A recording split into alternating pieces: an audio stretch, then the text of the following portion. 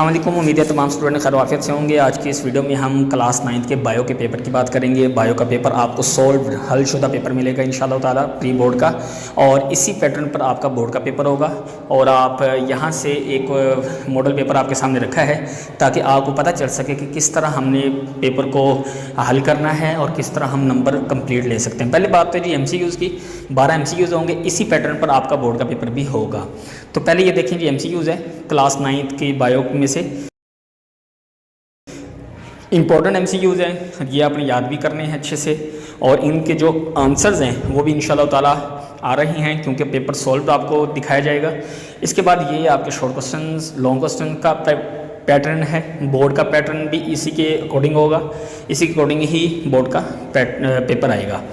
और इसी तरह शॉर्ट बनकर आएंगे, जैसे कि पहले जी 10 में से कितने टोटल 8 क्वेश्चन होंगे, 5 करने होंगे, 2 नंबर का एक होगा। इसी तरह 5, फिर 8 में से 5, फिर 8 में से 5, तो ये आपके टोटल मार्क्स कितने बन जाएंगे? 30 मार्क्स। 30 नंबर ये होंगे और 12 नंबर के MCQs 42, और 18 नंबर के आपके लॉन्ग होंगे। लॉन्ग 3 लॉन्ग होंगे, हर लॉन्ग के 2-2 हिस्से होंगे।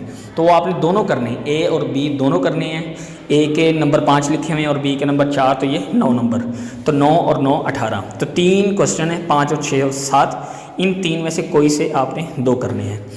तो उम्मीद है यहाँ तक पेपर पैटर्न तो समझ आ गया होगा। इसके बाद हम बात करें MCQs की। जो आपको 12 MCQs दिखाए गए थे उनमें से ये 12 MCQs हैं।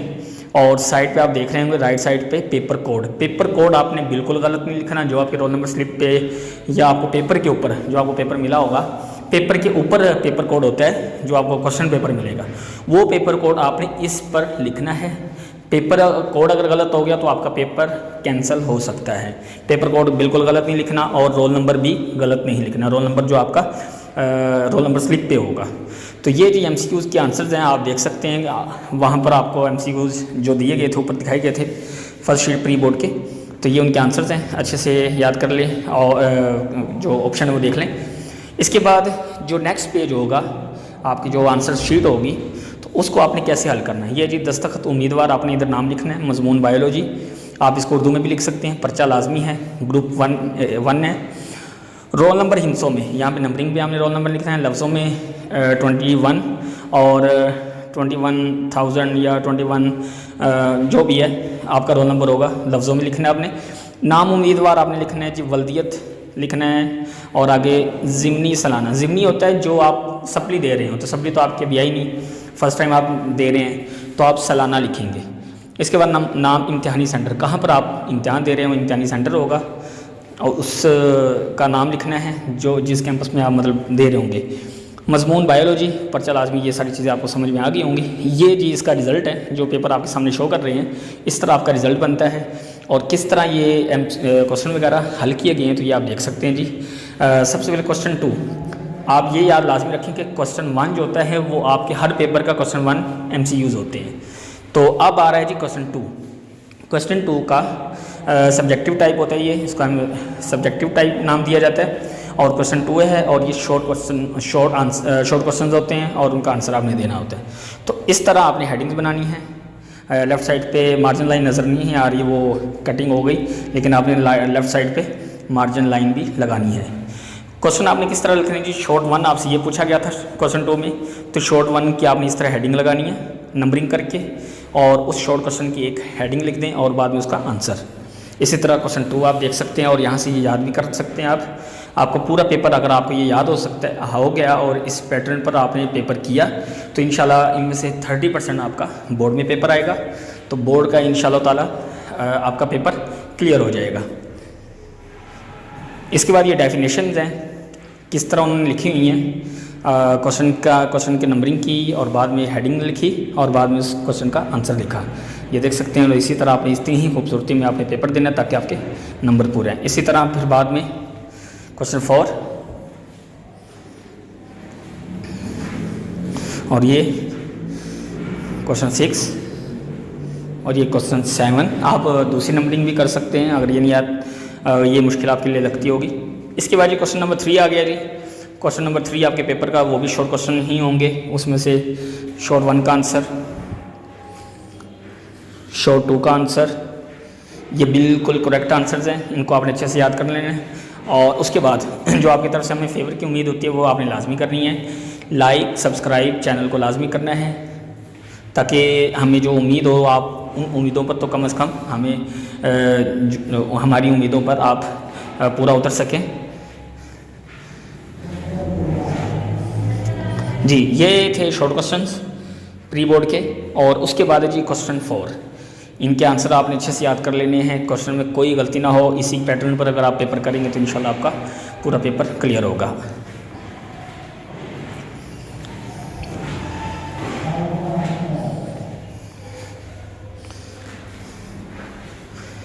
जी ये थे शॉर्ट क्वेश्चन के से। अब आ रहे हैं जी लॉन्ग क्वेश्चन की तरफ।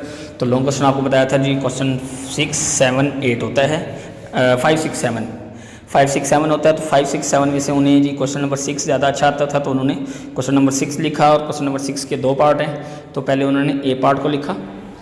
ए पार्ट था 5 नंबर का, तो उन्होंने उसको बड़े अच्छे अंदाज में लिखा। देखेंगे यहाँ पर हेडिंग थोड़ी सी गलत है, तो आपने इस तरह की कटिंग नहीं करनी। ये चीज़ आपके सामने आई है तो आपने इस चीज़ से गुरेज करना है। ऐसी चीज़ बिल्कुल नहीं करनी जिससे आपके पेपर पर इंप्रेशन थोड़ा सा गलत हो।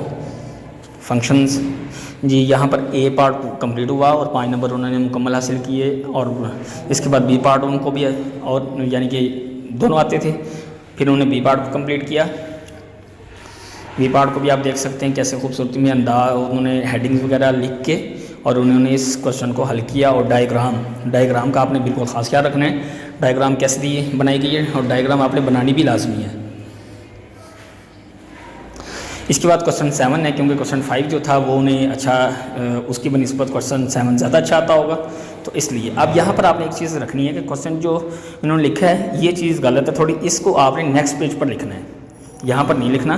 क्वेश्चन 7 लॉन्ग आंसर्स, इस हेडिंग को आपने नेक्स्ट पेज से शुरू करना है, लॉन्ग आपने नेक्स्ट पेज से शुरू करना है। यहाँ से ये जो पेज शुरू हो रहा है यहाँ से आपने लिखना है, क्योंकि ये जो पेपर प्रेजेंटेशन है उसके खिलाफ पेपर प्रेजेंटेशन इससे खूबसूरत नहीं होती। तो जब भी आप दूसरा लॉन्ग शुरू करें तो वो आप नेक्स्ट पेज से शुरू करें। चलिए जी, ये अब डायग्राम आ गई है। डायग्राम भी उन्होंने देखी किस तरह बनाई। और उसके बाद बी पार्ट, देखिए ये अच्छी चीज़ है। बी पार्ट को उन्होंने नेक्स्ट पेज से शुरू किया, बी पार्ट को, बल्कि जहाँ से आपका ए पार्ट ख़त्म हो, क्योंकि वो एक क्वेश्चन का हिस्सा है, तो जहाँ से ए पार्ट ख़त्म हो वहाँ से ही आप कोशिश करें 1 या 2 लाइनें छोड़ के बी पार्ट शुरू करें। अगर तो सफ़े की बचती ही 1-2 लाइनें हैं तो फिर तो आप कोशिश करें कि नेक्स्ट पेज से ही शुरू करें। तो इस क्वेश्चन की भी डायग्राम बहुत ही प्यारी है, डायग्राम बहुत ही इंपॉर्टेंट होती हैं। तो ये आपने जो पेपर है इस पेपर को आपने अच्छे से देख लिया होगा, उम्मीद है याद भी इसको आपने कर लेना है, बोर्ड के लिए बहुत ही इंपॉर्टेंट है। और उम्मीद है कि कुछ ना कुछ यहाँ पर आपको फ़ायदा हुआ होगा।